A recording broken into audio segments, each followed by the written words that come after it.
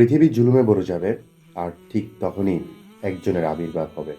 ইসলামের ভবিষ্যৎবাণীতে এমন একজন মহান ব্যক্তির কথা বলা হয়েছে, যিনি পৃথিবীকে জুলুম থেকে উদ্ধার করবেন। তিনি হচ্ছেন ইমাম মাহদী আলাইহিসসালাম। আমরা কি এমন এক সময় পার করছি না, যখন দুনিয়ায় অশান্তি, অন্যায় ও দুর্নীতি বেড়ে গেছে? মানুষ হারিয়ে ফেলছে সত্য ও ন্যায়ের পথ।